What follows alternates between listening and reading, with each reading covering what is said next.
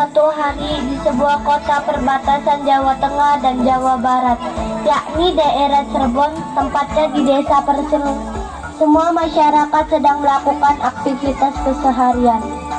Tak lama kemudian, dua orang berpakaian asing lengkap dengan senjata menghampiri penduduk desa.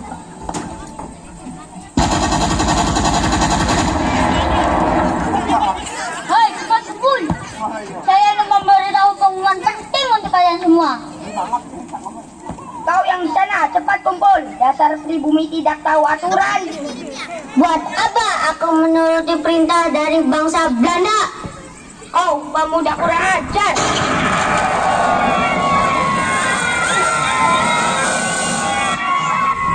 Tuan Danieles akan datang ke desa ini untuk menemui kalian semua rakyat jelata. Kalian semua harus kumpul di sini jam 8. Tak boleh sampai telat. Keesokan harinya seluruh warga sudah berkumpul di tempat yang ditentukan. Tak selang berapa lama, Danieles datang membawa pasukannya.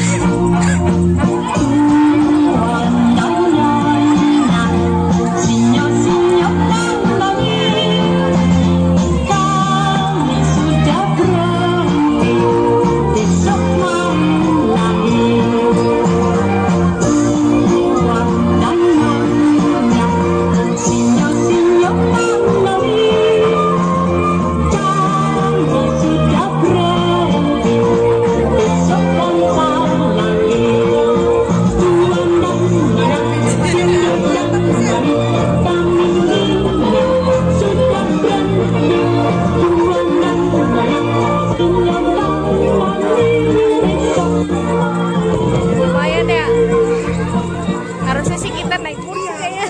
Hai rakyat jelata, perkenalkan aku Danieles, penguasa pantai selatan. Bukan penguasa pantai selatan, Nyi Loro Kidul, penguasa Pulau Jawa. Oh, ya. Wahai rakyat jelata, aku Danieles, penguasa Pulau Jawa. Saya ingin menginformasikan pada kalian bahwa kalian sekarang menjadi budak saya. Pembuatan jalan sudah sampai di Cirebon dan kalian diwajibkan untuk bekerja membuat jalan untuk proyek jalan Anyer sampai Panarukan. Wah, asik ya, isun gelem jadi budak. Ambiran duitnya akeh. Kalian bisa tetukuran gorengan tahu Mas Hari Kang akeh. Mau digaji tai gawe jalanku, misalnya digaji, ya isun tadi gelem. Apa yang kalian sedang bicarakan? Saya tidak mengerti bahasa kampungan seperti itu. Prajurit, tolong artikan percakapan mereka. Baik, Kapten. Mereka kira pembangunan jalan akan diberi upah. Kalian kira pembangunan jalan Anyer sampai Panarukan ini akan digaji? Mimpi kalian. Pembangunan jalan dilakukan tanpa saya gaji kalian. Jika kalian tidak mau, maka akan saya siksa dan bunuh kalian. Saya tidak mau tahu, pokoknya semua warga harus bekerja. Tak hanya laki-laki tetapi perempuan dan anak kecil pun wajib semuanya untuk bekerja. Kami tidak sudi menuruti kalian. Kau pemuda pribumi lemah, jaga ucapan kamu. Prajurit, beri dia pelajaran.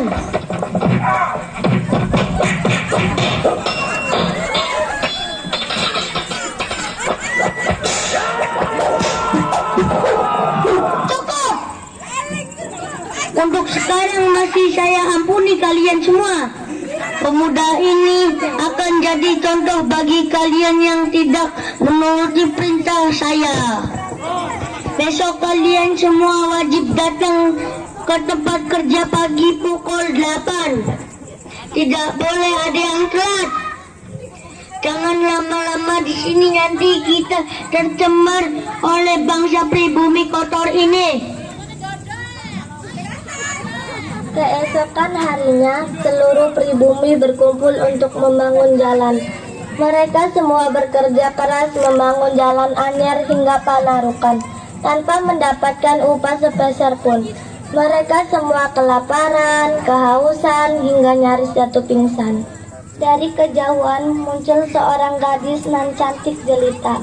Ia adalah kembang desa yang baru saja pulang ke kampung halaman setelah menyelesaikan pendidikannya.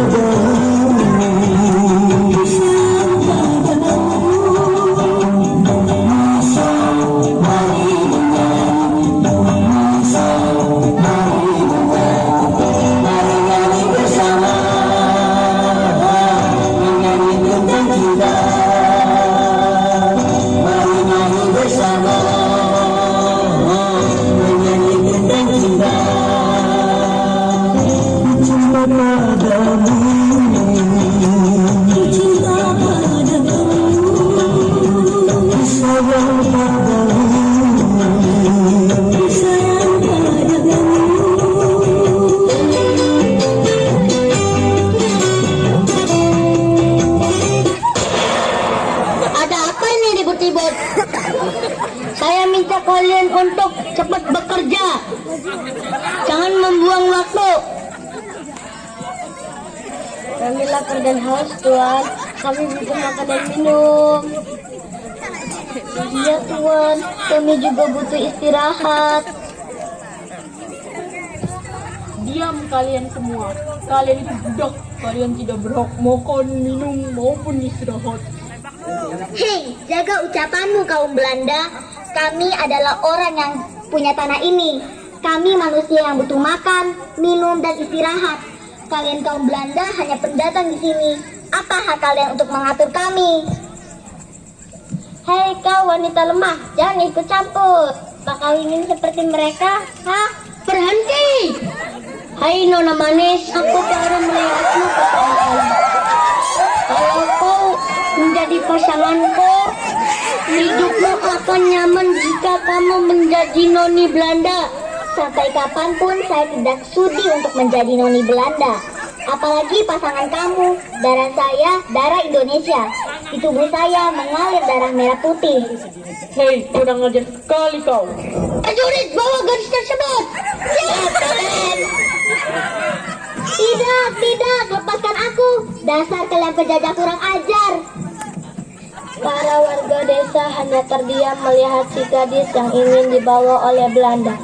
Mereka takut jika mereka melawan, mereka akan mendapatkan hukuman yang lebih kejam. Hei kaum Belanda, lepaskan dia. Lepaskan aku, lepaskan. Tolong aku, Kang Mas, tolong aku. Pemuda tersebut merasa kecewa pada dirinya karena tidak bisa mengejar sang gadis. Ia juga marah pada warga desa karena tidak ada yang mencegahnya. Akhirnya sang pemuda pergi sambil menatap sinis para warga. Mengapa kau membiarkan gadis pergi begitu saja? Apa kalian sudah gila? Dia baru saja pulang dari pendidikannya. Iya benar, kita harus mengusir Belanda dari wilayah kita. Ini adalah tanah kita dan mereka hanya tamu di sini. Pendatang tidak pantas memperlakukan pribumi seperti itu. Kita harus menyerang mereka. Iya cung, isn't get wedi. Kalian takut pada para penjajah, orang asing yang menduduki tanah kita. Kalian ini benar-benar. Ya sudah, biar aku saja yang menyelamatkan gadis. Aku akan pergi sekarang. Cung, sepertinya kau sudah gila. Kau tahu enggak, itu tuh sangat berbahaya. Kau bisa mati kalau ketahuan. Iya Cung, isun get wedi. Pemuda tersebut tetap tidak mendengarkan perkataan mereka. Dia pergi begitu saja, meninggalkan dua orang temannya. Malam sudah larut. Pemuda satu pun sudah sampai markas Belanda. Ia mengintip pergerakan Belanda dari balik semak-semak sambil menyusun rencana agar bisa membawa pulang sang gadis. Setelah berpikir lama, akhirnya sang pemuda melancarkan aksi sambil bergerak diam-diam. Kemudian tiba-tiba saja, "Apain kamu?" Anu Pak, saya. "Kau akan membebaskan gadis itu kan? Saya sarankan kamu lebih baik pulang. Saya akan membebaskan kamu kali ini. Cepat pergi atau akan saya laporkan." Pemuda tersebut terdiam. Ia sangat kesal karena rencananya belum berjalan sama sekali. Namun keburu tertangkap oleh prajurit Belanda. Akhirnya ia memutuskan kembali pulang dengan perasaan kecewa. Ya, tampak Keesokan harinya warga dihebohkan oleh penyerangan pasukan Belanda di rumah kepala desa. Akhirnya kepala desa tewas di tempat. Warga semakin geram dengan kelakuan Belanda yang semena-mena.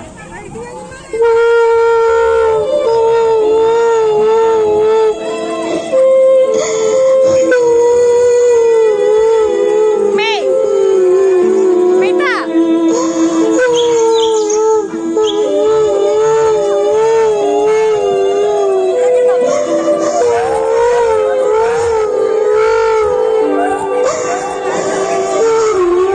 Wahai bangsaku, wahai masyarakat desa, apa kalian kurang puas melihat saudara kita seperti ini? Apa kalian diam saja? Apa kalian ingin ada lagi korban jiwa? Benar, saya sudah cukup menderita atas kepergian ayah saya ini. Iya benar, kita harus mengusir Belanda dari wilayah kita. Ini adalah tanah kita dan mereka hanya tamu di sini. Pendatang tidak pantas memperlakukan pribumi seperti itu. Kita harus menyerang mereka. Tapi kami hanya rakyat jelata yang tak punya keberanian maupun senjata. Kami pasti akan kalah dengan prajurit Belanda yang kuat memiliki senjata lengkap. Kami kaum lemah yang bisa menuruti perintah Belanda. Kita memang lemah jika kita tidak bersatu. Kita ini pribumi, pemilik tanah air ini. Kita memang tidak punya senjata, tapi kita punya sumber daya alam yang melimpah. Peruncing bisa kita manfaatkan sebagai senjata. Apa kalian mau hidup seperti ini selamanya? Apakah kalian akan menjadi budak di negeri sendiri? Saya setuju. Kita tuan pemilik tanah ini. Mereka hanya tamu. Belanda tidak berhak memerintahkan kita. Jika kita melawan bersama, kita bisa bebas dari siksaan ini.